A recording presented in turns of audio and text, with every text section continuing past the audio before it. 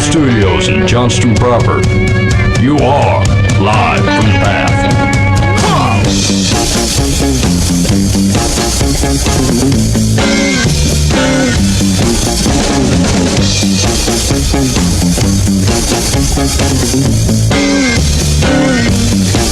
I am a working man, I get things done.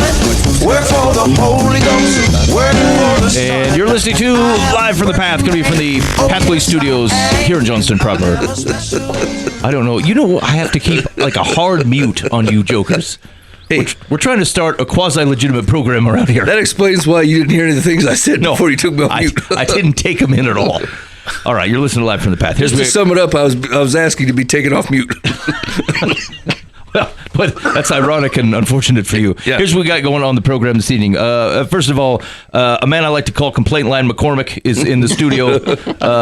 Cody's back. You will recognize him. He was on a previous show, and we're glad to have him back in here. He also, it may or may not be him. It could be just a salacious rumor, but I did get a question on the Complaint Line last week. Of which Ben Googled the phone number to figure out who it was. I find the local numbers, I feel bad. Here's what I'm actually worried about, is I'm worried that I will respond and like someone expects that I know them and I don't actually they'll recognize my phone number because I just assume most people from a local number are people who I know who are listening to the program.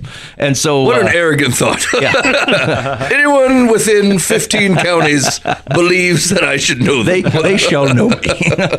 Anyway, so I was just checking. I'm like, does anybody know this person so I can make sure I respond appropriately? I didn't even get a response though. No, I was going to wait. I was going to answer it.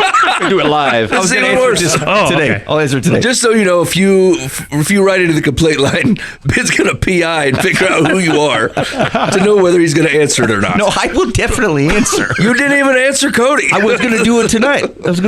It's a teaser. I feel like we're on the fence where like Cody might stop listening to the show, and so I got to hold on to him. I'd say if you listen next week, I'll answer this question. Okay, so anyway, we're going to get to that. Cody, do you remember your question? Yeah. Okay, well, yeah, what was it? Give him a taste. So it has to do with why Easter follows the Gregorian calendar and not the lunar calendar like Passover. Yeah, it should be right after Passover, like in Biblio times. It's a tricky wick. Okay, so we'll get to that. Also, it rips. have you ever felt spiritually meh? Meh. Yeah, kind of like that. Like, I don't know. No, that sounds more nefarious, like gargoyle. Like a Minecraft villager. Who am I thinking? Meh. Gargoyle. Yeah, like a Minecraft villager. That's what I mean. Not Gargamel from the Smurfs, like I was thinking. Yeah. So, like, you are just. It's not like you're trying, like you have it in your mind to like, I'm sick of Jesus or I want to rebel from God. But like living in a relationship with the God of the universe, you just don't. You don't want to do the things that you know are necessary or helpful or that otherwise keep you connected and following and doing the stuff that you're supposed to. And like you can think about prayer time and Bible reading, but like it could be just any number of things where you're like, I just don't. I know I should, but I'm not going to. And you're having trouble actually even getting yourself jazzed up to go do that kind of thing because like I think oftentimes even if you do it, you're like, well, I didn't really feel anything related to that. And so like even as you do it, you're like, meh, okay, I took it in, or I spent that time, or I thought the words, or whatever it was. And so we want to talk a little bit about that. So experiences in feeling that way. What part of those things are kind of normal, and what are some things where you're like, you might be that might be in some territories of which it's abnormal, and things you might be able to do or think about related to that to kind of change your disposition towards being spiritually meh. So we're going to talk about that. Also, there was an article on coffeehousetheology.com, and it was basically 10 justifications that people give to not be a Christian. And so we were just gonna. I thought maybe we just. Is it to not believe in God or not be a Christian? It says to not be a Christian. Okay, got it. Yeah. So we're gonna hit those first, and we're gonna say like we can't land on any one of them for more than a few minutes, otherwise the show's gonna be too long, and Mike wants to sleep in his own bed. Yeah, I do. And so we got to get him out of here at a decent moment. Luckily for me, I'm sleeping on the couch anyway because some recent renovations in my bedroom, and the Quick Star's open 24 hours. I have no pressure to leave. I could be here as late as necessary. All right, Ben is selling this as if he's on purpose renovating his room The ceiling legitimately just fell in on its own. Yeah, like a flop house apartment ceiling. It collapsed. It was Okay, here we go. Top 10 reasons to not be a Christian. Number 1, there's no scientific evidence whatsoever of any miracles ever actually occurring. I think that's not true, right? Well, I don't know. We're in a real pickle if it's not. What's scientific evidence? whatsoever. That's pretty strong language. Yeah, that's pretty bold. That's like I've researched everything. Yeah, like I've checked all the things. Nothing anywhere in any time frame. There is. I'm gonna get maybe I got the author wrong, but there's a book of miracles by I think it's by R.T. France, and there's like an 800-page version, and then there's like a more populist 350-page or so version, and he's basically a dude who goes, I'll just go check them out. Now, here's the thing. I will tell you that we've read articles. Most of the investigators of miracles tend to feel like ghost hunters. They tend to come from the Pentecostal background, of which is largely like claiming the miracles, and then they send out this team of what feel like ghost hunters to be like, hey, we're going to validate.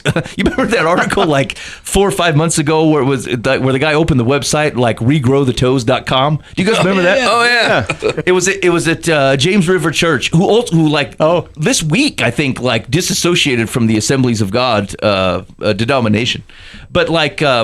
And it was like the guy was like, look, just send us pictures. Just send us pictures to this lady's toes that have regrown, and then like we'll know. And like no one would provide pictures, and like no one would provide any justification. The guy got a hold of some pictures, and they did not regrow. Like they were kind of stubby, and they're still kind of stubby. And so this big miracle they were claiming. And so I say that because like they've done documentary filmmakers and stuff going out to validate these miracles, and like I don't think much of it because it tends to come from the camps of people of which there is money or power involved with being miracle workers. This, however, that miracles book is basically like the guy he went through and he's just done tons of miracles in all different sorts, and like went and saw the physical evidence, talked to doctors who were not believers, talked to like other people who were not believers who were like, we have no other explanation for this. Yeah. And so, and not only that, but like I think we do have like experience even in this room of either being part of or hearing about people like one step removed where these miracles have occurred. Oh, yeah. I have a conversation with my doctor once that he basically said there is no explanation for what happened to you. There's no medical explanation. All I can call is a miracle. Yes. I'm like, okay. Yeah. There we go. And like you'd also have to discount almost everyone who came to know Jesus. Like of all the parts in The Chosen where they nailed it, Mary says, I was one way, and now I'm completely different. And it was him. Right? And so like there's countless stories of people that were that way. Right? Like that had an encounter with God, and like with multiple eyewitnesses. Yes. Yeah. And like even people's lives who changed, where they were on a trajectory that were completely a different way than God would have otherwise prescribed. Even let's just say that God didn't exist, right? And their life completely turned around because they had this experience. And right, like there's people who have done drugs and that has not come true for them. There's people that have tried other religions and that is not a truth for them, right? Like they run into Jesus and then their life just changes. And like there is millions of witnesses to that. Yeah. And I would even ask if this is their reason to not become a Christian. I mean, it seems pretty weak. It's like, so what if they're, I mean, what's the flip of that? You know, yeah, like it's the only facet to following God is the fact whether a miracle occurs. No miracles or not. can't be a Christian. Well, yeah. Really? Yeah, it does. I mean, what it does support is that, like, if you had and this I think will happen in one of the other options that they give down the list, which is like, hey, science and what I read in the scriptures are not compatible. So if miracle by definition is something that does not otherwise behave according to the rules of science or our perception of how the rules are, well, then that would eliminate God as not only the creator, but also any action he may take that otherwise is a deviation from those rules. And so it actually I think it moves into that camp, really. It ends up just being hey, here's how I believe that the world functions. No one can show me that anything's behaving outside of those laws, and so miracles are not a thing. But they do that all the time, right? Like science has changed vastly in even the last 100 years.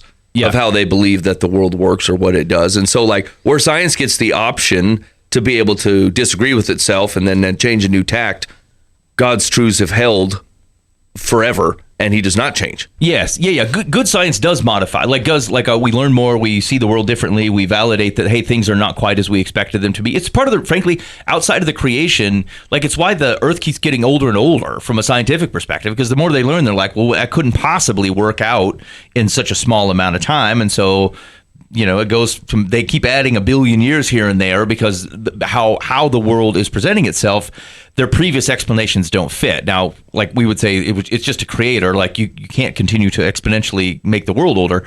But that's actually good science. It's good science to interact with something, have it change what your boundaries were, and keep learning. I think actually one of the, there's been a level of confidence, or what is most probably better targeted as arrogance from a scientific perspective over the last 50 years on this belief that we finally got it all figured out, and that none of these science things is settled. That's silly. Even if you That's not believe science. some of these things morally or whatever, or they seem right to you, I'm okay with all those things. It's just the settling, that's not science. Yeah. And so anyway, so I think it's not true that there's no scientific evidence whatsoever. And there are plenty of miraculous encounters that people can acknowledge they're miraculous and not acknowledge Jesus.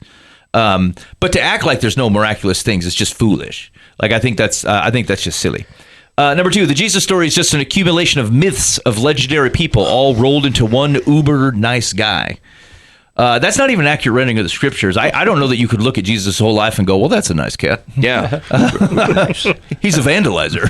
Yeah. He calls people a brood of vipers. Yeah. He insults people. He turns over the temple, the tables. So they've studied all of science and ignored all of history. Yeah, in the right? first 2. Yes. I mean, there's all kinds of historians who are like, I didn't believe in the guy, but he was there. Yes, totally right. They're right. That's right. It is bad history to not believe in the historical Jesus. Whether you believe that he's the Son of God is somewhat of a separate question. But it's firmly established that not only did he exist, that he was crucified, and largely for that claim. Mm-hmm. And so, whether it meant anything or had any deeper meaning to that is a fair question, and I think worth interrogation. But to otherwise act like he wasn't a historical person, that's absent even decent history. 3, science and faith are incompatible ways of thinking, separate realms that should be kept separate. What do you guys think? Agreed.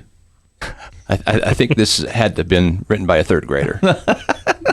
Yeah, actually, I would say I don't think this is true. I do think that oftentimes we're looking for the scriptures to give us either a newspaper-like history of something or a scientific textbook rendering of an event, and I think it is not trying to do either of those things in the same way it's not proposing to be a law book for us.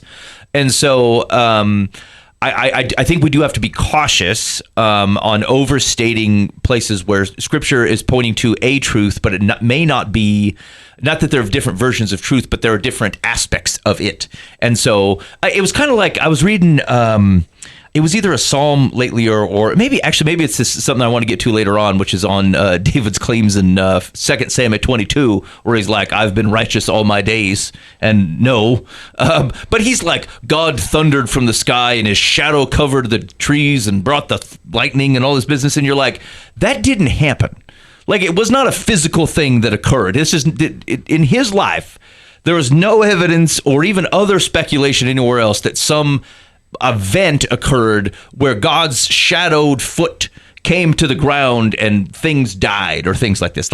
He wasn't describing a physical event, but what he is doing is looking back at God's movement in his life and the things that he's interacted with as a rescuer and as a redeemer and as a person that has empowered him to otherwise fight for Israel. And he's using very poetic language to do it, which is not a surprise from a psalmist, right? And so to look at it and go, is he communicating a truth about God? Well, certainly he is.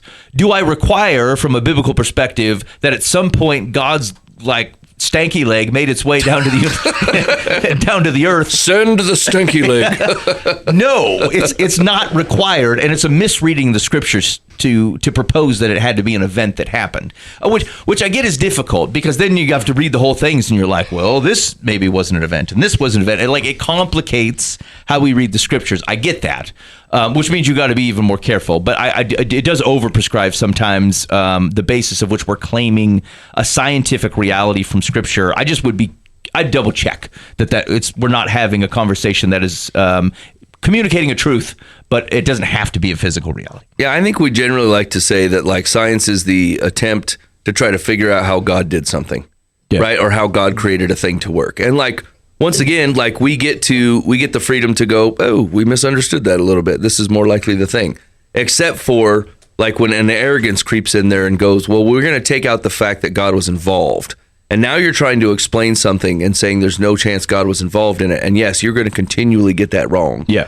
Mm-hmm. And so like, yeah, I don't find like we don't, there's plenty of evidence that points that like science and even biblical accounts of things are definitely not incompatible. In fact, even almost every archaeological dig like deepens the fact that the Bible is correct and accurate. Yeah. Or even some of the stuff that they're finding where they'll be like, hey, we're not sure where this town is. And we're like, haha, the Bible made it up. I mean, most of the Bible, like the commentators and even like the rabbis or priests, like depending how far away you got from an event, they'll be like, we're actually not sure where this is. Like, it's not uncommon just because someone made a map with a dot on it. That's like, we think.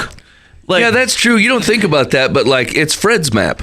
Or Balthazar's map. You know what I'm saying? You're like, if he says Gath is here, you're like, I mean, probably. Balthazar says it's around here, but it's not like he had like a ruler out or like a modern surveying equipment. No GPS to like, right. Sodom's here. Yeah. Sodom and Gomorrah. He's like, well, it took a half a day ride by camel. I can usually move. You know. A little bit quick today. Had a little extra kitty up. And it's problematic because, like, you've got to take around like Samuel's time, Saul's time. There's multiple Gibeahs. There's like Gibeah, Gibeon, and even when he flees, when David flees, he goes to Nob. They think it's a mile north of Jerusalem. It could be as far as 10 miles east and 1 mile north, or it could be like all kinds of places. Like they just don't. This is how I give directions. It could possibly be north, or very likely to be east, maybe. So I'm saying, like, just drive around. They're trying, you know. Actually, the ESV is pretty good at this. If you look at maps in the ESV, they'll put like a town and then like a question mark. We're like, I don't know, maybe we're not sure.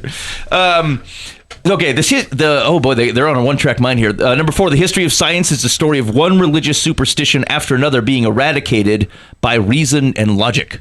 And yeah, go ahead.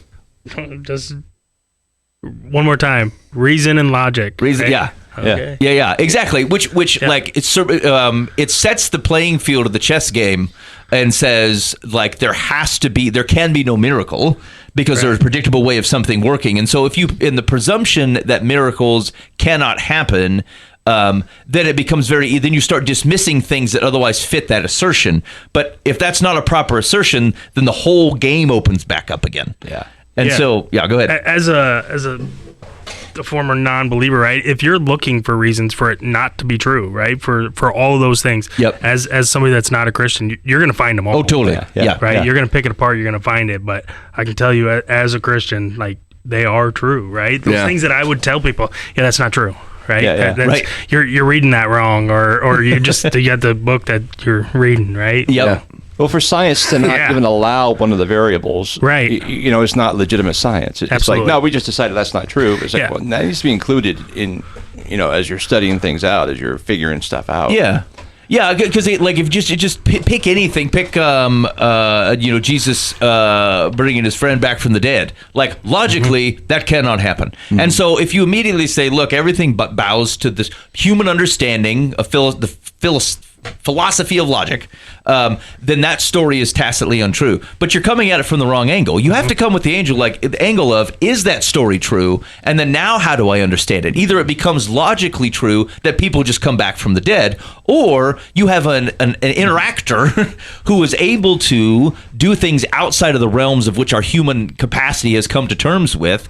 And then you have to reckon with how could that possibly be? And that's how you get to God, is that type of understanding. And so, eliminating other things. Like, maybe it was a cold cave and he was damp and he suddenly woke up and it's like, but he had all the wounds. It's like, I mean, all the logic tends to prove the resurrection. That's right. And it's perfectly fine. I don't like God's story can handle your interrogation. Yeah. I like the people who are like, hey, did Jesus revive? Did he really die? Did he really come back from the dead? I think you should totally interrogate that, because frankly, if you're saying that you're going to give up whatever it is to like goodness of being a human perspective is, and you're going to say, I'm going to follow what this God says is good, even when it's counter to my culture, my urges, my whatever it is, then it better be true. Because like there's a significant consequence, not only that to you, but you're proselytizing. You're going to other people and saying, give up that. Don't marry this person. Stop acting this way. Don't enjoy that thing because this thing is true. And so I beat it up. Like you should go to town and make sure you feel comfortable with it and like make sure it's true. But again, millions of people over the centuries have beaten this thing up and said, yep. It pans, not only does it pan out on the way that we interrogated it, but I see it in my neighbor's life. I see it in my life. I see it in the peace that I have when I go to sleep at night. And so if I take the macro and it's holding up and I see the micro, then what am I fighting about anymore? Yeah. So here we go. The Bible, number 5. The Bible is a translation of tales cobbled together by Constantine in 300 AD.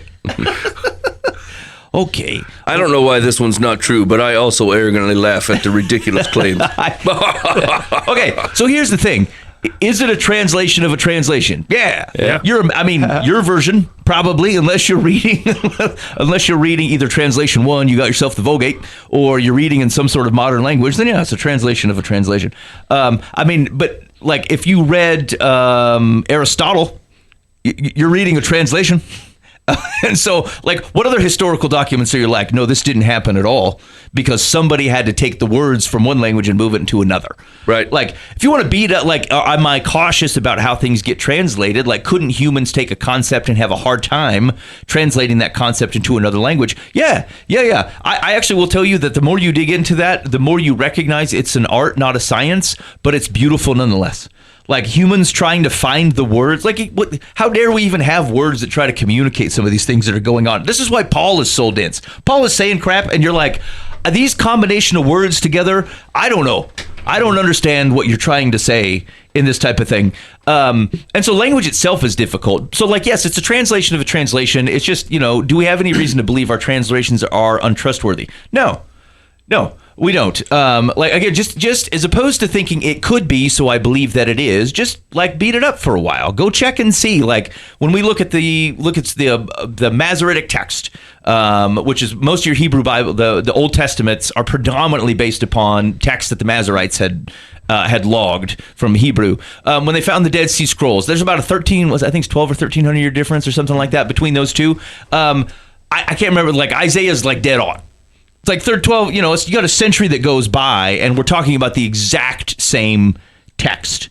No one's in there jacking with it or like screwing around or trying to raise themselves up by power. Like you don't have to change the scriptures for people to misuse them. The United States used them in the 19th century, used scriptures to justify ridiculous things with the scriptures as they sat. And so, like, I get that you'd be concerned about it. It just isn't really the tail of the tape. And so I would, just because it's possible doesn't mean it's true. What we have is pretty good. But, like, I was doing, I'm teaching through 1 Samuel right at the moment. And there's a guy, like, one of the commentaries, this guy, like, I bet every other line, he's like, well, the pointing of this thing makes us, we're not sure. We're not sure about, like, either we've never seen, it's a hapax legomena. We're not sure we've seen this word before. And the Bible only uses it one time. So, like, here's what we think. And, if you think Christian scholars are taking, like, difficulties in Scripture and, like, hiding it away so that no one finds us out, you're crazy. These guys are very transparent. Yeah. There's committees of dudes meeting all the time going, no, we don't know. Or we found some obscure document somewhere and like, well, let's relook then. Let's see if we understand this. We've got most of the concepts are stock solid, but like every once in a while they'll find something they go, we've seen someone use this word in such a way that it doesn't completely change it, but there's something about that like we think maybe the translation could be crisper. And they go back and they revise it. And so this is why I thought it was, remember we talked about we thought it was arrogant that the ESV said, hey, look, we're done. Yeah. Like, well, that's crazy. How could you be done? So anyway, I just... What about the Constantine thing? So they're referring back to the Council of Nicaea, which interestingly enough is also where they validated the calendar. And so was it the place, did a bunch of, Rome dudes get all these books together and go, these are in, these are out, like that? No, that isn't really what happened. When Constantine also didn't choose them. It's not like he had the choice to say what to do and what not to do. Did you get a group of people who got together and said, look, over the last 200 to 300 years, here's the documentation that we know, like someone knows a guy who knows the guy who knows the guy who wrote it. Like we have a good chain of custody on the veracity of this. And then do we have other places where we see people quoting these things or that kind of stuff? And then they looked at what they were trying to do was that what you would do is if you were trying to say, here's the stuff that's true, here's the stuff that's not true. Think about people Googling crap on Revelation on the internet. Yeah. Okay. I would say, in fact, I taught a Revelation class and I said, look, first of all, stay off the internet. If you insist on going about there, here's 3 places that is good. These are solid references. These are thoughtful. They don't always agree with me what I'm going to tell you, but like they're thoughtful and people who love Jesus believe it. Okay. Here's 10 places. Do not go. This is not trustworthy. They're misrepresenting scripture. They don't even believe it, some of these guys, and no, stay out of here.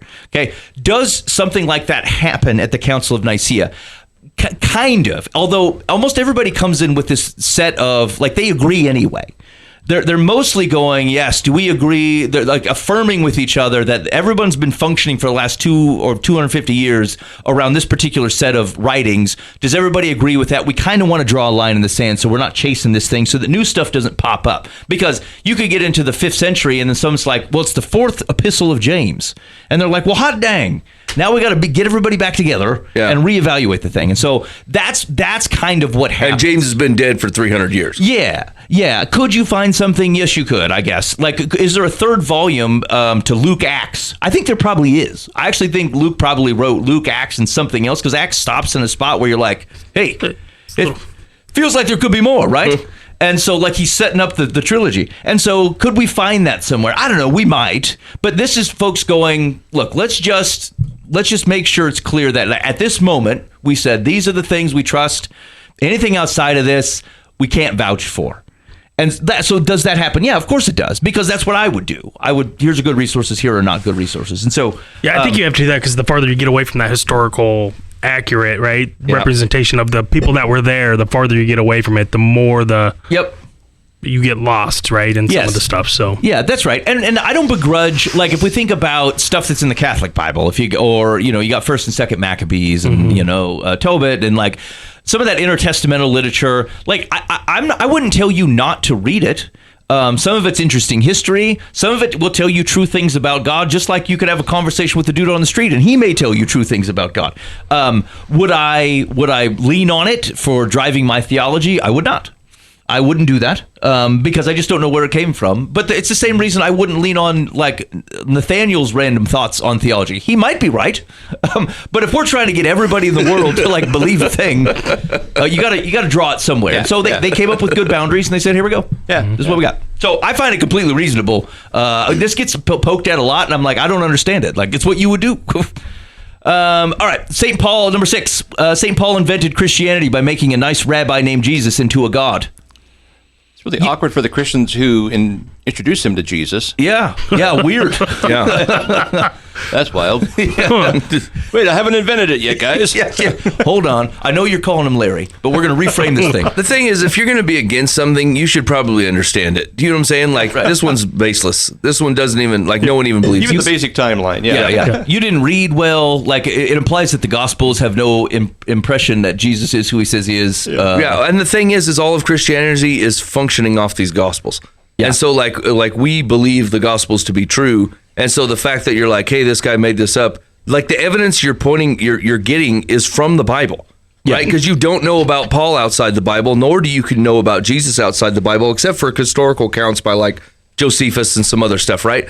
But like those two appearing together, this is a biblical text, right? So you're merely like you want this to be true, and so you say so.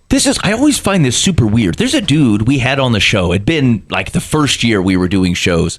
And he became a pastor of a church, and I don't know, last couple of years, dude is just all about all we need is Jesus, and like there are no constraints.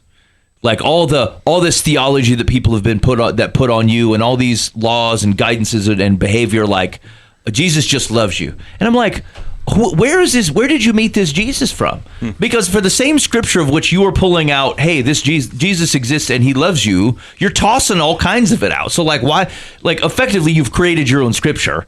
And you see this like both on the I don't want to believe in God and in the I want to manage or fashion my own God with my own hands crowd, which is like, well, I'll just take the parts that I believe and then use it against the thing that I'm pissed at in some way or another. And so I don't understand it. Like if I found that there were parts of it that I'm like, oh man, that doesn't hold up, I'd chuck the whole thing. Like the whole thing is unstable if it's not all good.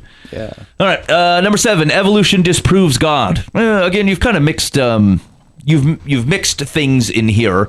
I do think it's healthy. It is perfectly healthy to me. I'm not going to battle with someone who tries to discern the creation account of how much is trying to tell me a physical reality at a very beginning of time versus a reality that is true, not just metaphorically. I do believe it's actually a real thing, but like, could you believe that it happened in after the world had already been established, and then God did a specific thing through a specific group of people that He created? Well, yeah, I mean, it's kind of what He did with Abraham, and so I've heard that. I don't find that completely unreasonable, but none of those things would cause me to say if evolution as we believe it from a macro evolution perspective was true, I don't think one way or the other that tells me that God does or does not exist. The evolution thing comes up quite a bit, and like I've never seen anyone answer me to my satisfaction to where I even think about it more than 2 seconds, right? Because like you're always missing the drive to be something else. Right. And so like even if it's the fish were first and the fish is like, hey, we eventually want to grow legs. Like the fish isn't like, I would like to grow legs. Do you know what I'm saying? Like the fish doesn't have the capacity to go, you know what, I bet if I threw an extra appendage in here and maybe a different way of breathing, I could become this. And then he goes back down and tells his fish buddies that this is what they want to do. And then they like think real hard about it, or like be like, yes, here's how we will accomplish this, right? Like they have no, it's just like the dog has no ability to think past its next food time. Or like it can't tell the difference between a door knock and someone knocking on a wall, three rooms deep in the house, because they just don't have it, right? They don't have the capacity to think, this could be improved about me, or this system isn't working for what my 10th generation for me needs might be. And so we have to figure out a precipice of which to evolve. Right. And so that's because a fish could stay a fish all of its days and never have to come out of the water because of environmental reasons. Yeah, we still have fish. Right. And fish still exist. Right. And so like it's not that I don't think that like I definitely believe in microevolution for sure, or adaptation. I like the word better. Right. To say things that adapt to their environment. Sure. This makes sense to me. But like, or if you saw fish that were like where like the Amazon's starting to slowly become like in a drought and the whole river's about to go away, I don't know that it's outside God's purvey to make it on a cellular level. These things eventually figure out how to live in muddy water. You know what I'm saying? But like overall, like the drive that a non-created being like has a sentience to it that says, I just don't want to be an amoeba anymore. Maybe I will partner with other amoebas and then we will become a mega amoeba, which will eventually show up to be a cell and will eventually show up to be, you know what I'm saying? Like there's an inherent drive within a non-intelligent being that I just don't know how, like it wouldn't even know how to get itself there, Yeah, I do think that's one of the reasons that how old the Earth is keeps getting bigger is because like you have a much stronger argument on random chance. To make all the things happen randomly, you just need more and more time. Like mathematically, a lot of these are math problems. They keep figuring out that like, well, the odds of a thing happening are so astronomical that now the Earth itself has to be older to get this to be plausible. And so we keep making the world older. And so I like but that is a much firmer track than the sentience part. Yeah. Like what I was watching some documentary one time and they were like, whatever it was, like, giraffes adapted to be able to reach the leaves higher. I'm like, that requires not only like a sentience, but an inertia that lasts over X number of thousands, tens of thousands, 100,000 years to go just a little bit more, and we'll get to those leaves up there. Like, that is unsustainable from a belief perspective, like randomness, you could go far enough out where you'll get some random thing to occur, but like that, I don't get that. It's like a giraffe mom and dad going, hey, look, you need to only marry another long-necked giraffe, and eventually your children will have mega long necks, and then we will have a race of super long-necked giraffes. It's just not the way the giraffe works. Yeah. All right. Number 8, in their arrogant superiority, Christians think everybody else is going to burn in hell for all eternity. Not everybody else. Is that wrong? I also don't believe it's an arrogant superiority. I believe it says it. And actually, most Christians I know, it's a deep sadness. Yeah. You know, that like they're begging you to listen. Not judging you from on high. I mean, we got our own group of folks that suck at this, but like overall, like they come on strong because they so badly want you to know what freedom and joy looks like. Yeah, and they reach into their bag of whatever, trying to figure out, is it just loving you? Is it being hard on you? Is it revealing truths so your life will shine in a way, right? Like, granted, this is the roughest part of Christianity, is sometimes how humanity presents it. And the worst parts of it have been a superiority thing, but this is not most of the people I know, right? They are just trying to figure out how they can have their life reflected in a way that you will find it plausible and be open to a conversation about the good news. And so, like, I don't know which Christians this fella knows, but I don't think it's not very many that I've met. So, yeah, I agree. I think to Cody's point, like, it's true. That people, like, you could. This is your circumstance. This is your situation, and so like no one would go if Dan was standing on a railroad track with the train coming, and I said, Dan, you got to get out the way, that train's coming, and then Dan goes, you arrogant bastard! You think you're better than me? How dare you? Like, it's just your truth. It would be comical how dumb that would be, and so like if your representation of someone doing that and desperately trying to get you off the track, and maybe even jumping to try to shove you off the track, if you render that as arrogant superiority, then that is more of a personal problem than it is a reality. Yeah. So, all right, 2 more. Number 9, the Bible is riddled with contradictions and therefore cannot be the perfect Word of God. I'm going to answer this because otherwise Ben's going to go on for 30 minutes. Okay, yeah, do it. Most of these contradictions that you're referring to are you asking more out of the Bible than it's actually talking about. You're trying to pull things from it or read it like a newspaper, and it's not representing itself as a newspaper, and you're asking it to be something that it's not.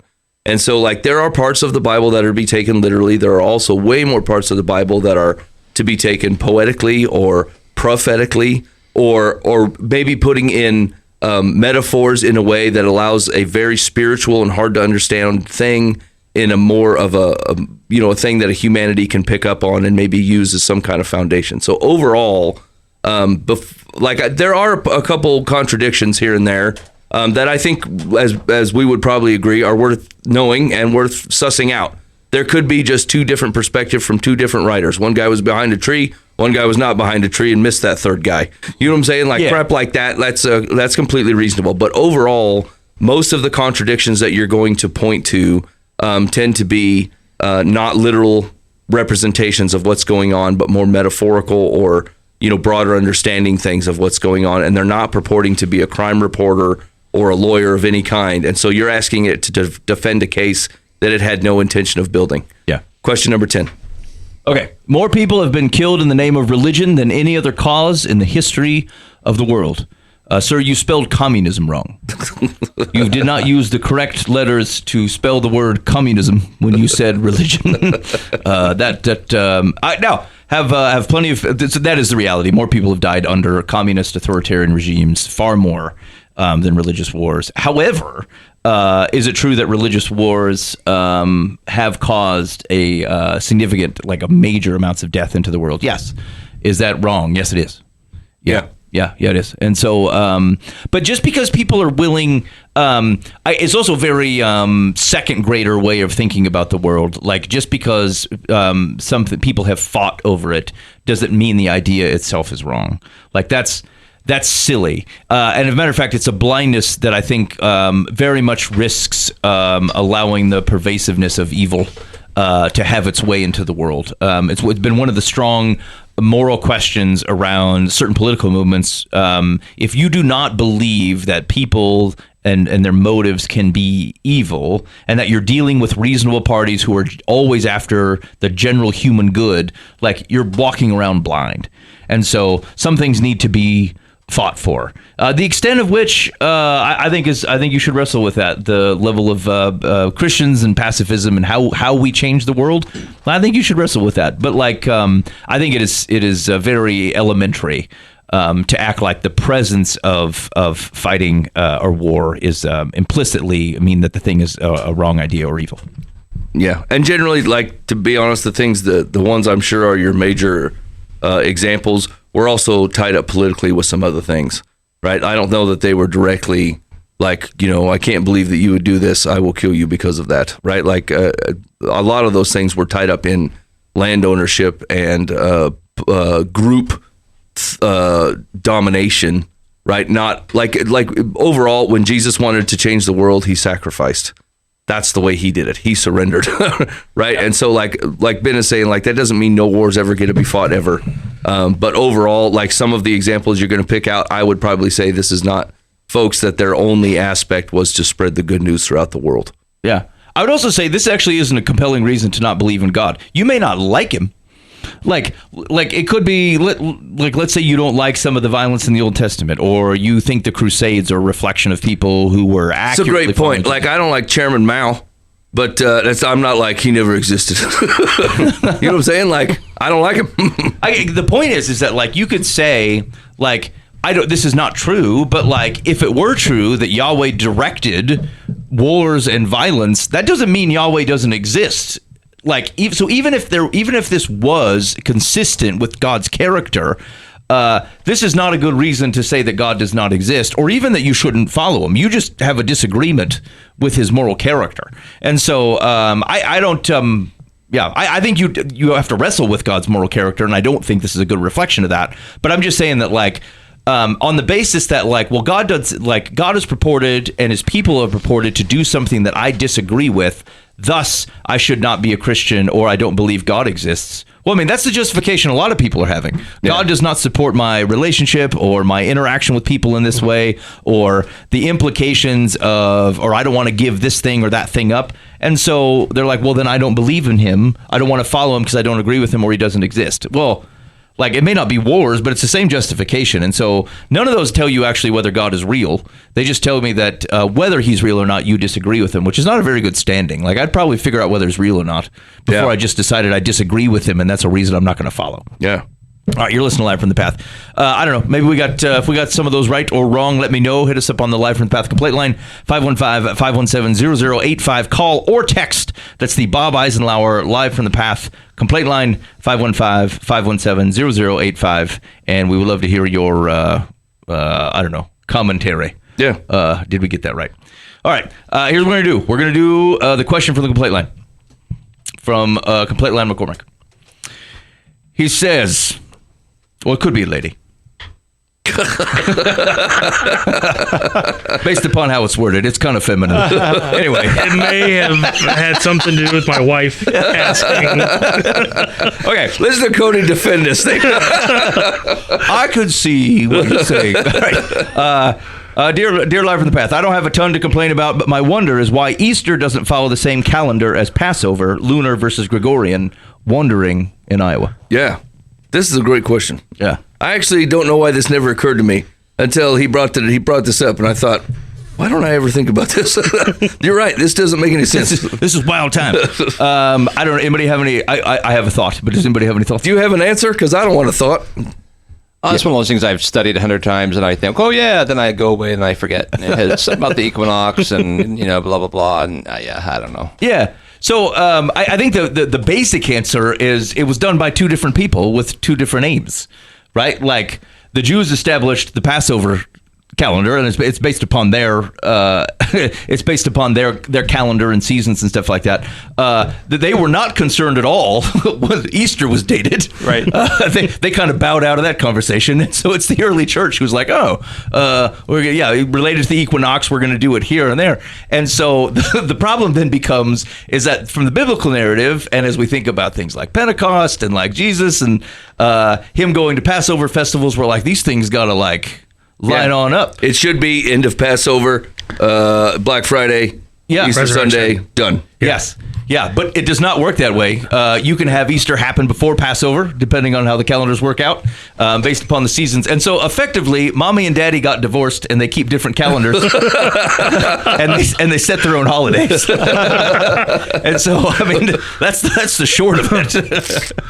But it is super interesting, and it's awkward to try to explain ourselves especially when Easter happens before Hebrew Passover. It's weird at best. But that's what happens when Mommy and Daddy don't communicate. Especially if it happened like in the biblical account. They're like, yeah, Jesus died on the cross. They're like, what? Why? What happened now? We're in the middle of Passover. We can't even go see it. Like we got stuff to do. He was the Passover lamb. The what now? He showed up way early on a donkey. No one was even here. Okay. Anyway, if you got questions, hit us up on the Bob Eisenhower Live from the Path Complaint line. I actually had never thought that question. That had never occurred to me until Cody brought it up. Well, it was just, as I was getting into the actual resurrection story over the last couple of years, right, as I became a believer and I'm going through it, it's like talking about Passover, it's talking about all these things, and I'm diving in, right, and I'm soaking it all up. Yep. And then Easter happens, I'm like, wait a minute. Wait, this ain't lining up. Like, I'm like backtracking, I'm like, leap year? Yeah, absolutely. I'm like, said he's gonna rise on the third day, but Friday, Saturday, like I'm trying to make all that work, right? Like all this stuff, right? Yeah. So that's where it came from. It's like, in my Neanderthal brain, it doesn't work. So on the same lines, why does my calendar show Easter Monday? We talked about that last week. Did we? What was the answer? Yeah. We don't know. It's a Catholic thing. Greek. I thought it was Catholic. Yeah. Probably a Greek Catholic. That guy hard to get along with. They were used to have a day off, so they had to call a holiday. I thought it was the Orthodox. The Greek Orthodox? Yeah, I thought that's why it was a day late. Yeah, but why? What does the word Orthodox mean? It's just because they think that it happened like... Hey, don't ignore me. Like a day, like a day after. Ben, what's the word Orthodox mean? Does it just mean organized? Because that's what I think in my head. Greek organized. Traditional. Yeah, but what does it mean? Put a goog on it. What are they saying? What's the Chat GPT say? Don't ask the Chat GPT. Mike made me take it off my phone. Yeah, I did. He said I can't use it or the Facebook. Well, some people argue, did he die on Thursday or did he die on Friday? Oh, yeah, or there was somebody did I don't know. Passover because you got, or a double Sabbath because you have the Passover and correct. It was like the yearly Passover plus the there was a whole bunch. Like I said, as I was diving into it, that. Cody, I will send you something. I did a spreadsheet on the, like nerd style, like 2 years ago for the same problem, like trying to reconcile, like how do I get 3 days out of the things that are happening? Yeah. And John's description is not the same as everyone else's descriptions, and it kind of throws the days off, but it works out. I'll send it to you because it's kind of a helpful. Well, you just know their culture. Any part of the day is a day.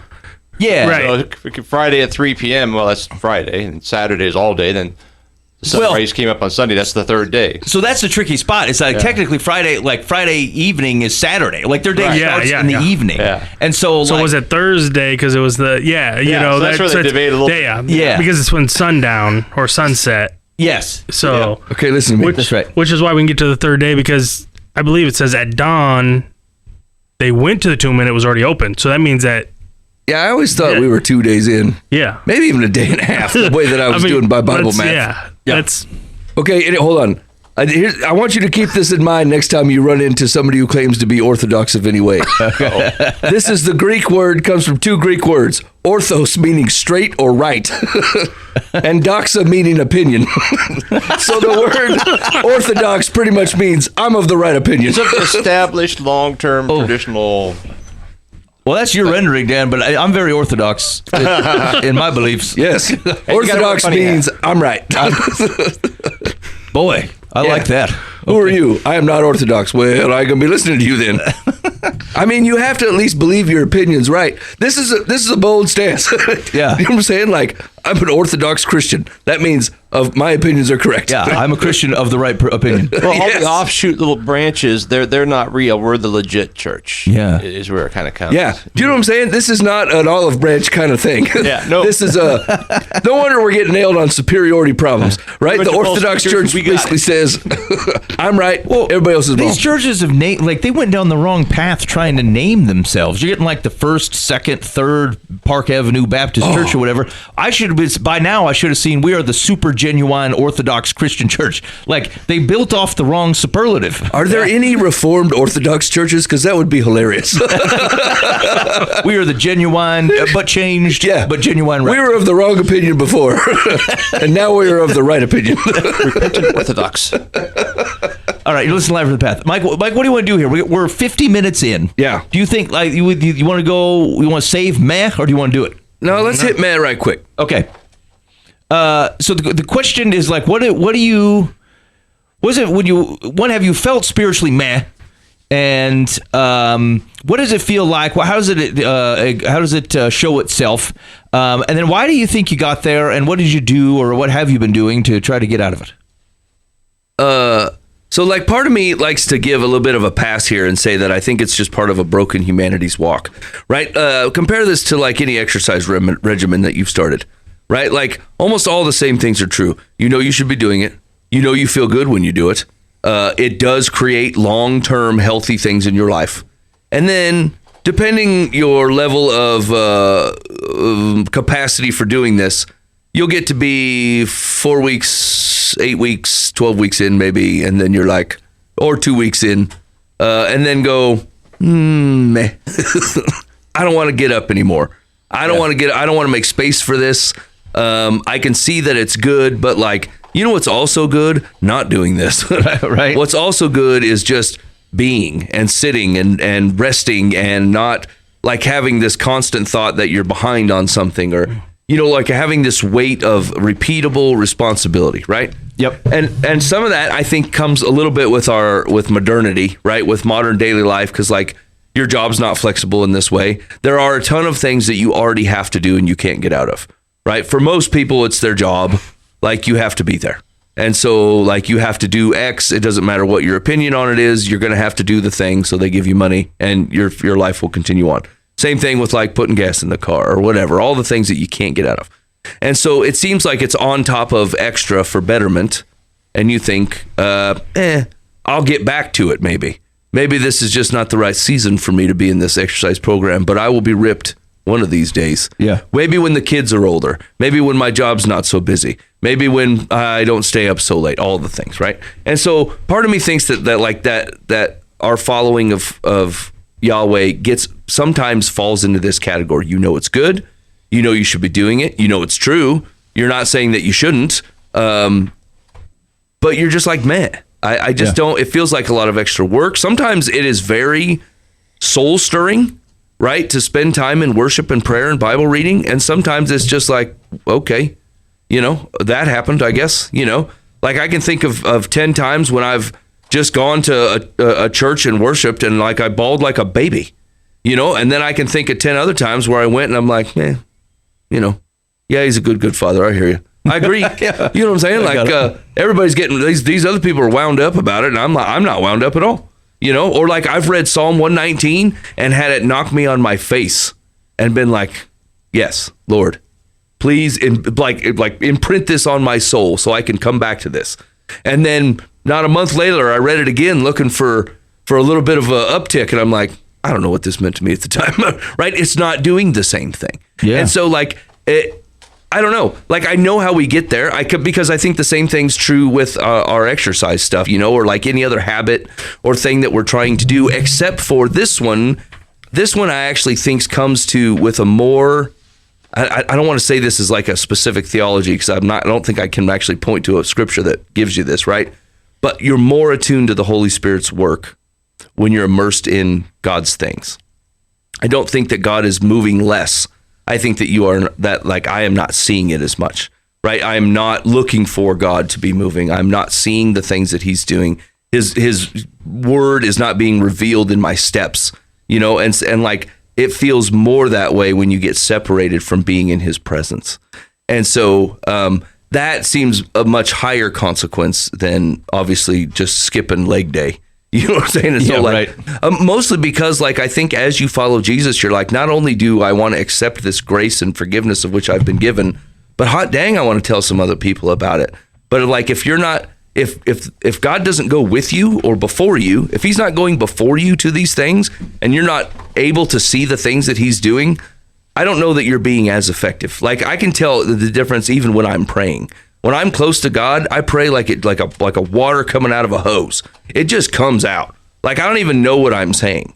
When I'm not very close to God, I'm almost orchestrating what I believe to be a cool sounding prayer or something that I think I would have said when I was more paying in his scriptures or more spending time with him. Yeah. And I think that there's just a very distinct, noticeable difference to me, And so overall, like, once again, I think I give a little bit of a pass as just being a broken human. Like this happens sometimes, but like, I definitely want it to happen less. And I don't like, there just becomes time that like, you should do it. And you're just like, meh. Maybe even you'd get up early and be like, all right, today's the day. And then you're like, or I could make some coffee. Maybe the dog needs let out. Then the garbage is here.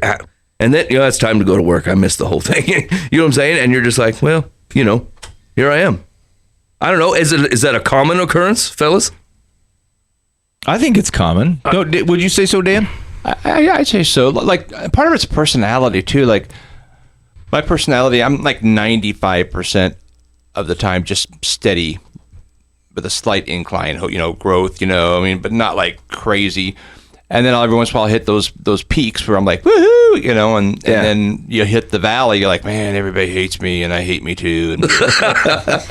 But generally, if you just keep going back to steady, that keeps you going, whether you feel it or not, whether you think it or not, you just keep going. And then it kind of comes back, I guess. Yeah.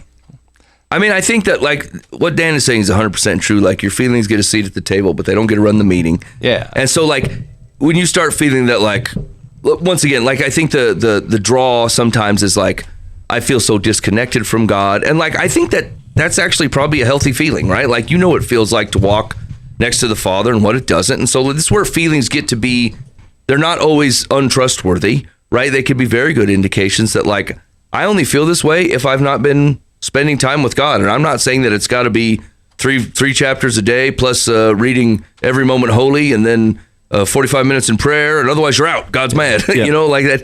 I don't think he's walking away, but like, right. I think it's way more a intentional, like, God, I want to spend time with you. I want to be a part of the things that you're doing and help me to see that. And like, I think I just flat out see less when I'm not part of it. Like, I still believe everything I've ever believed. I don't think God'd be mad at me, but I know that it just feels like I have a harder time like seeing opportunities that I would normally have seen if I was listening to him. It's like the same thing with your spouse. You have a relationship, and then all of a sudden, you go through a busy season at work, and you got some stuff. You're trying, how I got to pay this bill, and the car's broken down, and your mind starts focusing on other things. You still love your wife, you're still connected to your wife, but you're just kind of distant. And she'll say, "Hey, dude, I'm over here." Then you have to kind of recalibrate, go, "Oh yeah, you're right," and get back in. And I think it's the same thing in any relationship we have, but that goes back to the steady though. You go back. It's you haven't lost anything. You haven't, suddenly decided you don't want to hang out with your wife anymore. You reboot and say, "Man, you're right. I'm the one who's changed. I'm the one who has to engage here." Yeah. Yeah. I don't know, Cody. Have you had this happen? You run into kind of seasons of meh? Oh yeah, absolutely, through everything, right? I think intentionality is what brings it back, right? Mm-hmm. Just being that intentional, that desire for it. I think myself, I get lost in words, mm-hmm. right? As I'm reading the Bible and I'm doing all these things, I've said it a couple of times, like I just don't understand some of it, and I get lost, and I'm like, man, I'm gonna just put it away because I didn't come here to feel dumb. Well, yeah. I mean, I don't understand it. So, I have to go back, and then I feel like I'm not not progressing, right? Because I'm reading the same thing 3 or 4 times because I'm like, oh, what? And maybe in my mind I'm thinking like I have to get something out of everything I read, right? And maybe in today's season that's not the desire, that's not the plan for me in that season of what I'm doing right there. So part of that is me getting past my own thing of having to understand and having to know it all before I can move on to the next thing, right? So I can get very quickly like I don't want to I went for a walk the other night with my wife, right? And I'm getting back working out and doing things like that. And she's like, well, what's your goal? And I said, well, right now my goal is 6 days a week. Yeah. Well, but what is, like, do you have an intention of strength or losing weight or whatever? And I said, 6 days a week. Yeah.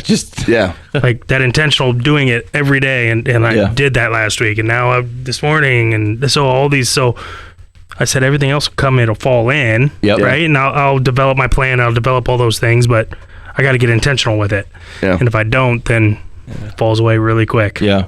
So I do actually, and there is a little bit of a risk of self-fulfilling separation in there, because I think like you could go, maybe you're praying and reading your Bible and you're just at the things, like the right shape of things is happening, but then you kind of get an expectation in your mind that, well, with those things, something else should be happening. Yeah. I should be, hey, I'm listening for God to speak. I don't hear anything. I want to go tell the world about you, Lord Jesus. I've not met anybody that I did not know anytime within the last 10 days. Sure. So like you're looking out on those things, and then it kind of gets the sense for, well, like, did this stuff, I'm not doing it right, and no one likes to spend a bunch of time. Like if you were exercising and we're having no impact or whatever, you lose a lot of your motivation to keep exercising. You're like, why am I even doing this? Or do I look silly doing it? Like I must be doing it wrong. And then like, what am I now? I am feeling like I'm just going through the motions, and like that feels wrong. And then you just kind of fade away from the thing because you're like, who wants to be involved in any of this? You don't want to be a fraud. You don't want to be fake about it. And so like I could definitely see that having happened in my life where I'm feeling that it feels good to start. It feels good to do the things that you're supposed to do. It feels good to 6 days a week. You're like, this feels great. And then you 6 days a week, like there's a high that's with that. And then, you get like 3 months in and you're like, I've been cooking at this 6 days a week and I'm not seeing the things that maybe I expected. Sure. But I think part of that's driven by you don't do everything else that's expected you to do to see the changes, right? Yeah. I mean, you brought up working out, and you got to change your diet. You got to change your things. So if you're going to be in the Word and you want a relationship with God, you got to change to make sure you have that relationship with God, right? Your mindset has to change, your interactions with people, all those things, being in the Word, being in prayer. If you're only reading the Bible and you're not in prayer and you're not sharing and you're not doing that, you're just reading it. Yeah. Right? Yeah. So you're doing part of it. So you're not going to see those changes. Yeah, right. Right? So, I mean, you have to do a lot of things to see those changes, see that shaking and moving, right? Yeah. So if you're going to be intentional about it, you got to be intentional about the whole thing. Yeah. So and then about the time you're doing that and you're seeing some good results, you start feeling overconfident. You think, well, now I don't have to. Yeah, right? I'm actually pretty good at this. Really close to God right now, right? Like, so. And then you're like, crap. Yeah. Somebody told me one time, not too long in the past that, God's always right there and you get to be as close to him as you want to be. So if you want to be in the Word and you want to be close with him, you want to have that close relationship, you just have to do it because he's right there waiting for you. Yeah. And I think it's a good reminder too, to think about, we're talking about reading your Bible. We're talking about praying and stuff. Again, these aren't just like tickets to entry. Nope. If you were trying to otherwise keep a good relationship with your wife, I mean, you could learn about her by reading her diary, but it's not really a healthy relationship if you never talk to her. Right. And so it's these things aren't arbitrary measures of which God goes, if they do that, then I will do this. You're not trading him for that. Like it's the natural way of which you otherwise start to understand God and the way that he interacts with the world. It's how you get open to things happening around you where if you're not looking for it, you won't see it. There's people who are just so good at this. Like they're open to God working that they'll see all kinds of things that it would have just gone over my head. Because they believe, well, God can, God does, and it may. And I just like, well, I don't know. I'm not sure about that. And so, there's just an openness to that you get from practicing listening, reminding yourself like, oh, God does interact in those types of situations. He has done these types of things. And then you recognize them the next time they show up. And so you're not trading Bible reading and prayer as an entry ticket to like maybe God will interact with you. These are the natural ways of which you interact and become perceptive, and then the things that are going on will become more obvious. Yeah, and to be open to feedback from other people, right? I mean, get that feedback from God, get that feedback from other people that are like, when I'm saying, look, man, he's just not moving for me, he's not doing these things, not fulfilling, and they're like, man, what about that the other day? That was a God thing. Yeah. Right? Just open your eyes a little bit. And sometimes it takes that calling you out and pointing it out to you and saying, hey, no, he is shaking. Yeah, it's going true. on right over here. You're in meh and you're looking for meh. Yeah. And you're ignoring everything else. Yeah. Nathaniel, why are you always in the meh? I don't know. Sometimes I even go past man. I start thinking, man, maybe John Calvin was right. Some of us are in, some of us are out. Maybe I'm not in. I'm just going to sit and drink creatine all day. Actually, that's a really good point. I do wonder how many people have embraced being on the wrong side of a reformed theology because they felt meh. Because they're like, I'm not feeling this thing. Maybe I'm just not chosen. And so, and that's how that's what's explainable. Because they're like, if I tried to do these things, I didn't see it. Some people are doing the exact same things I'm doing, or even less than that, and they're having these experiences that I'm not having. My only explanation is I simply have not been allowed to experience these situations. I'm not chosen. I actually do think that's quite a possibility. Wow, that's bad. Maybe you should come to the First Church of Reformed Orthodoxy, my friend. Nathaniel, what have you in a season or a longer of meh? What have steps have you taken? What have you found effective, and what have you not found effective? On getting out of the meh? Yeah. Well, shoot, that'd be a good question. Usually, I come out of the mat when someone gives me a kick in the behind and says, "What are you doing, bro? You ain't doing this right." Yeah. Yep. Usually, it's one of you fellas or my wife who says, "What are you doing? Yeah. Are you even leading this family? Are you even a man?" You got it. Never mind. I take it back. I'm not going to submit to this buffoonery. It's interesting to me. I remember one time we were teaching on where the fellas unroofed the roof. They tore the roof apart to lower the dude down. And I remember what part of the discussion was like, boy, I mean, what is it have you thought about what it would mean in your life to just be someone who tears off the roof as friends? And I'm like, I would love to be part of kind of what an unroof the roof moment. And then after I was done teaching that day, somebody came up to me and like, do you not realize that you've done that? I'm like, what? Unroof the roof? Right. No way. Tell me more. And they told a story. It was just about showing up. It was about being at a place when they needed people to be there. And I didn't think anything of it. It just felt like it's just the thing we do. Like someone needed someone to be there, and we were there providing support and encouragement and soda probably. And the way this person looked at it, we're like you people totally, you unroofed the roof. You tore the place up to make sure that we got to see Jesus in that moment. I'm like, well, hot diggity dang. It felt so banal, that situation to me. And in their mind, they looked at it and said, these people love me and they love Jesus, and they unroofed the roof to make sure that connection was in there in that moment. And so it's kind of like that. It gets to Cody's point, and I think a little bit to what Nathaniel benefits from, which is you just sometimes need people to reorient. What are we talking about here? And are we... It's even weird that the same earthly expectations that we know better than to chase from a Christian perspective, we'll give up and then start chasing other Christians around, with that kind of stuff. And I get it all comes from the right heart, because it goes, again, I don't want to be a fraud. I want to be doing the things that I'm supposed to.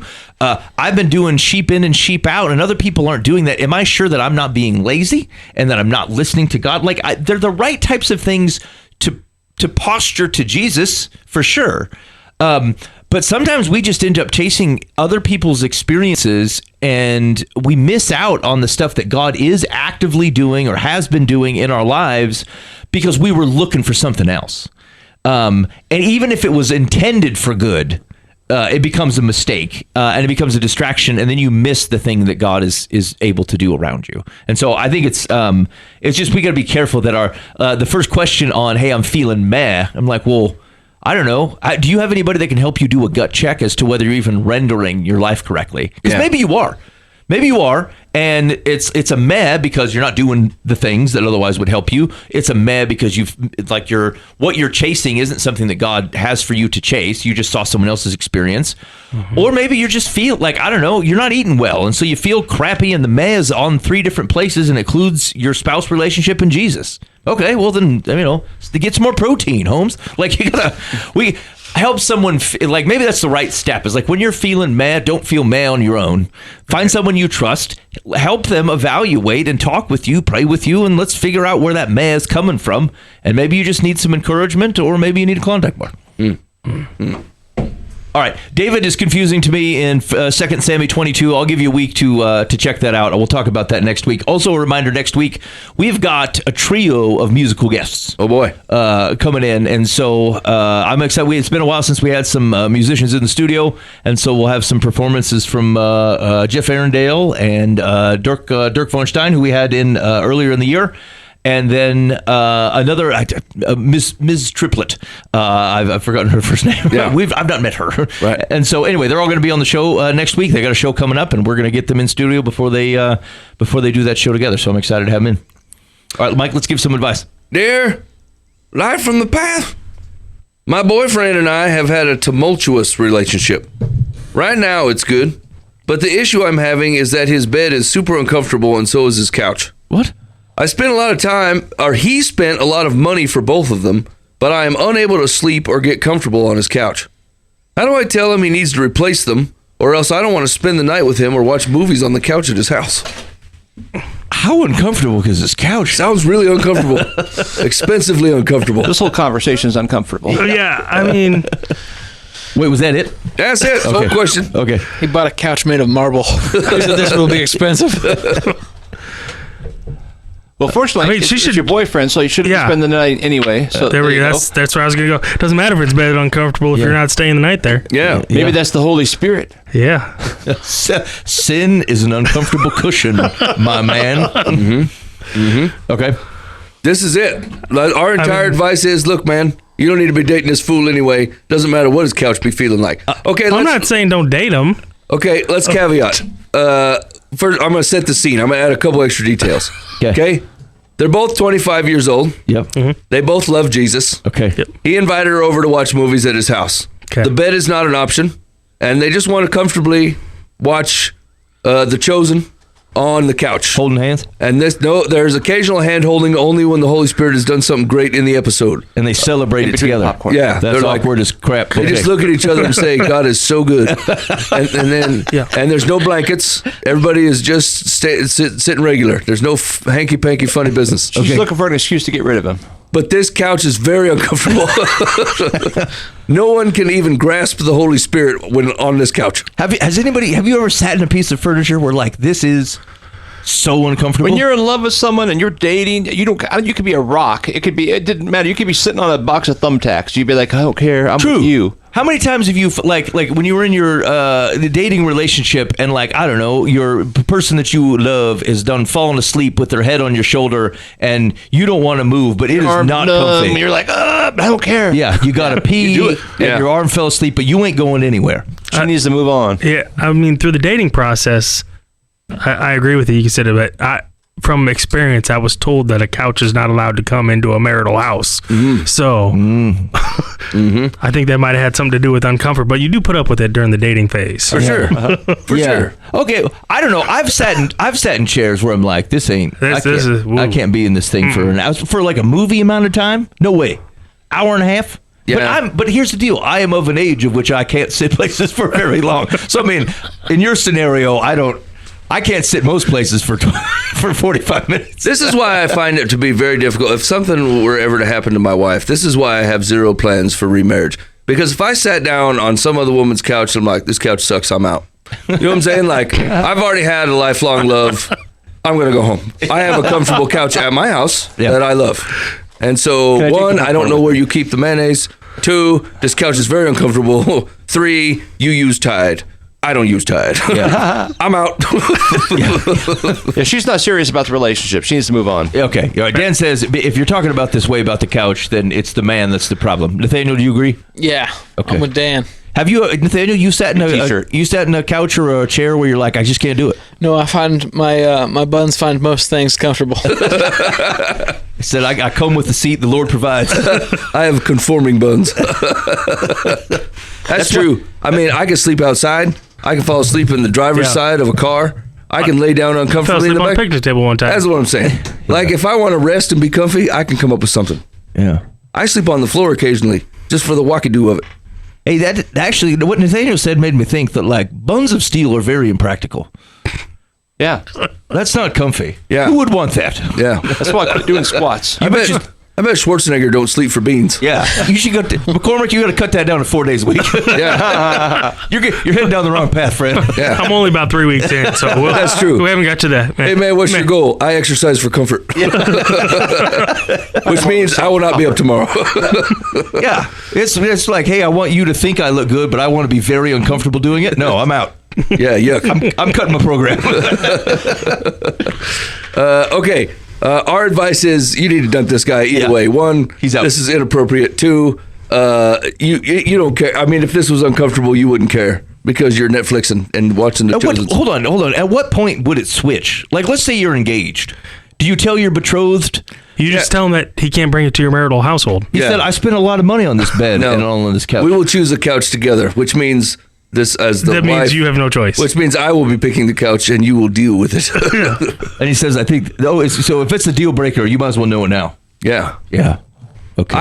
Here's the deal: is we make the decisions on my house based on who uses the thing the most, right? I'm not like, woman, I want your input on which hydraulic jack I pick up. You know what I'm saying? I don't care what she thinks. I'm gonna buy the one I want. You know.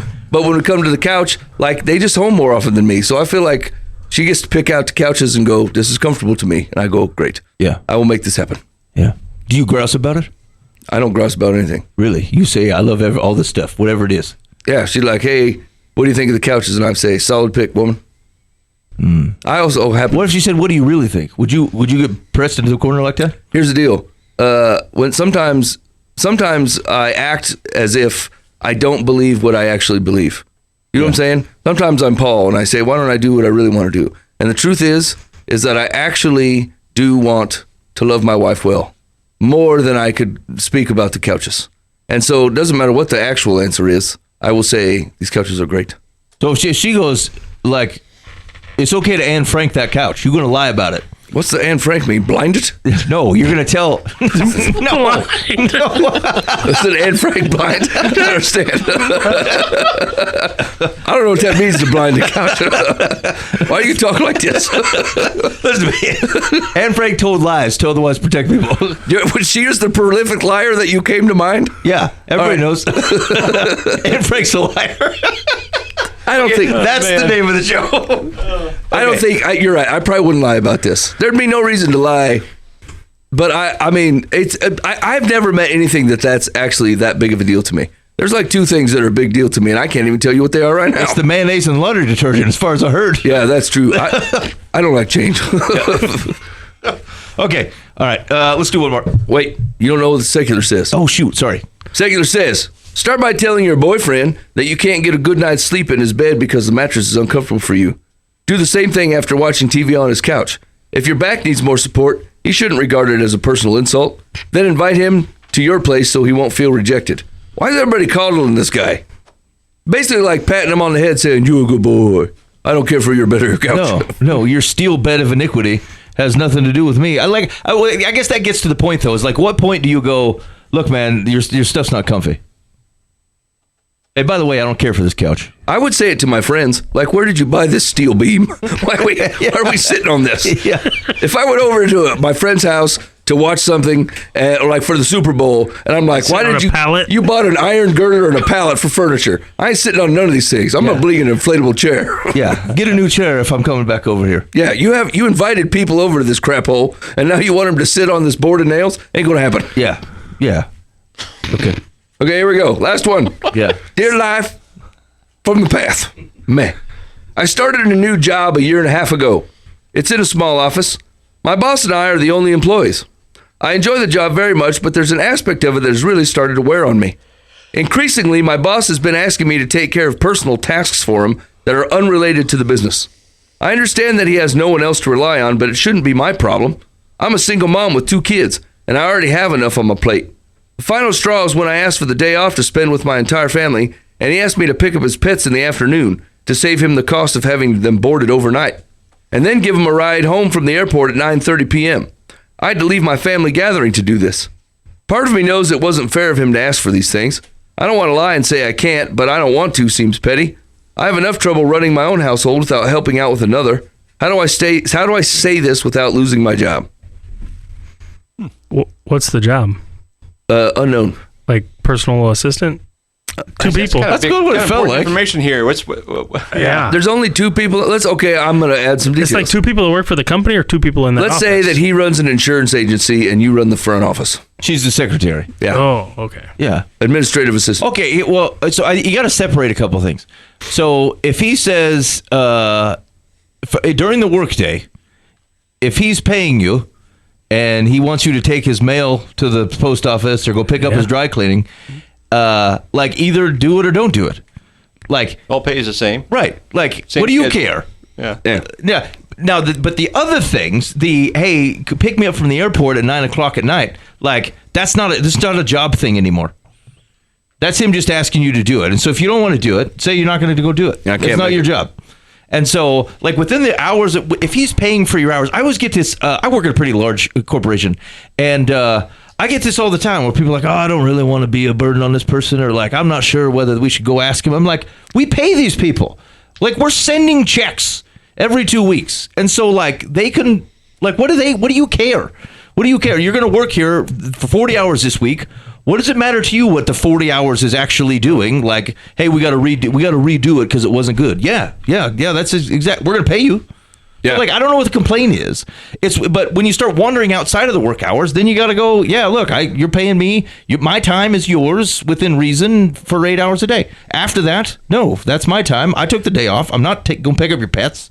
You're going to have to pay for an Uber. Yeah. So, like, Nathaniel and I will understand this point, but like what's a very central part of our job is they take a very simple task that you could just do and they make it extremely complicated, right? Like for example, if I was going to go unscrew like the cover on a light switch, right? I'm like, okay, we can just do this. And they would say, you need a procedure. And a JSA. To do that. And you need to do a job safety analysis to make sure that what are the hazards of doing this? And they have to list out all the hazards, right? And so like some people will get to the point where they're like, this is so stupid. I don't even want to work here. And to Ben's point, right, they pay by the hour. Like if you don't want to work here, I think that's fine. You should get a job somewhere else where they don't make you do all these things. But like at the end of the day, they're paying you by the hour. If they want you to do an easy job and make it very difficult, that's their company. Right, to be the change you want to see. But other than that, right, like just follow whatever they're doing and take their money and go home with a smile on your face and go, well, I spent 8 hours doing something should take 3 minutes. That was inefficient. Yeah. But other than that, they paid me. Well, I used to subscribe to that when I was hourly, right?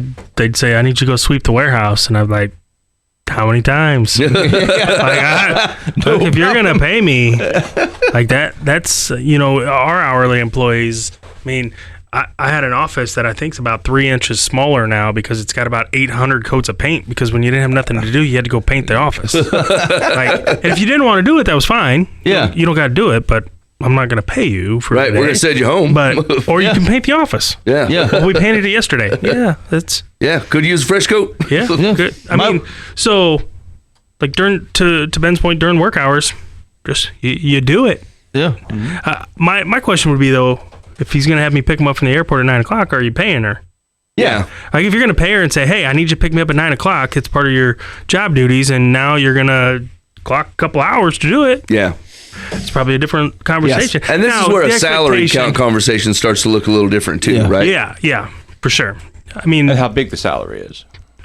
Yeah. I mean, if you're a personal assistant making big dollars from some super wealthy person, it's probably a little different than someone told making you up front, hey, by the way, I own you. Yeah. You know, and so I'm very annoying. Take the job. Yeah. And like ultimately, no, here's where you're in a tricky position. If he's just a wealthy man and you're getting paid very, very well, and like reasonably, you're getting overpaid if you're only doing the normal 9 to 5, and these are the extra things make sense, and you need it for your family, then figure it out. Then say, well, it's worth it. No problem. Mm-hmm. If you're working the job, it's an okay job, you're getting paid okay, but some of these things are extra. And he's kind of implying, like maybe he feels like he's got a closer relationship with you than you have with him. That's going to be weird. Yeah. It's going to be awkward to go, look, dude, we're not close enough for me to come pick you up at the airport at 9 o'clock at night and leave my kids at my place. Yeah. Like, what if her and her kids flew in and were like, hey, Denver, you need to come pick me up? Yes, right? That's right. Either you got to pay me for it, or it has to be something that if I were in the same situation, I think that you would do it. And if it's not, then like you are going to have a weird conversation. And he may not fire you because, frankly, you could probably sue him if he fired you for that reason. But it's going to be real weird to work there. Yeah. So you just got to figure out what you're willing. Your trade-offs are in there somewhere. Maybe even an honest conversation with the man and say, look, man, I'm a single mom. I have a lot of responsibility at home. I just don't think I can offer the things that you're looking for. Is that going to be a problem with me working here? Right? I like this job. I like the company that I work for. I like everything about this job, but I just cannot, like, basically it's taking time away from my kids that I just am not able to give. Yeah. What can we work out? Yeah. Okay. Well, yeah. And then I guess that puts it on the table. He's either going to have to go, I'm more important than your kids. Yes, which that then it's not sustainable. Well, good. Now you're on a path to figuring out something different. Yeah. Or he's the guy who goes, you're right, that doesn't make any sense. You do you. Especially if you haven't said anything, right? He's like, why didn't you tell me? Why didn't you tell me I was pulling you out and you putting your kids to bed at 9 o'clock at night? Like, I didn't even think about that. Right? That's not the stage of life I'm in. It didn't even cross my mind. Yeah. It sounds like he's got dogs and no kids, right? Exactly. So Yeah, and he can just put them in their jail and tell them to shut up. You know what I'm saying? Eat these milk bones. Daddy going out of town. I think you can deal with kids that way. They just got to acclimate them to it. All right, Secular says, for your boss to expect you to run errands for him without being compensated is taking advantage of you. The first thing I would do, if I were in your shoes, would be to start exploring the job market in your community. Then, if I found anything that suited my particular skills, I would have a talk with my boss and explain that I have responsibilities after working hours that make it difficult to comply with his requests. If he values what you contribute to his business, he may figure out another way to get his errands run. However, if he doesn't, you will have another job lined up. Okay, well, I mean, maybe I could just give a fairy tale ending to everybody's problems, right? You instantly found a job that's just as good, that match all your skill qualities, and then you went in and told them what for, and then you had a complete, they're holding off until graceful way to get out. Yeah, nobody's life works like this, Secular. Don't worry, I already have a multi-million-dollar position lined up. But if you're willing to give in a little on this airport thing, I would stay working here. Ridiculous. Weird. All right, you're listening to Live from the Path. Thanks for hanging out with us. Big thank you to Mr. McCormick. Thanks for joining us tonight. Nathaniel's not up this late. He's burning the midnight oil tonight. Which I don't know why he ain't getting up hitting the juice. He ain't getting up reading his Bible. And he also ain't getting up hitting the iron. So I don't know exactly why he's all worn out. I got up this morning. What'd you do this morning? I buzzed it in. I saw it. Yeah. Did you hit the iron? No, I did it after work. Okay. Never mind. Nathaniel's tired for legit reasons. Yeah. He's out there burning it up. All right. So anyway, thanks for coming in. But one day in a row. Stop it. Every pattern starts with it. All right. Anyway, thanks for hanging out with us this week. Excited. We'll see you next week live with some music in the studio. In the meantime, be faithful in means. God will handle the ends. You've been listening to Live from the Path.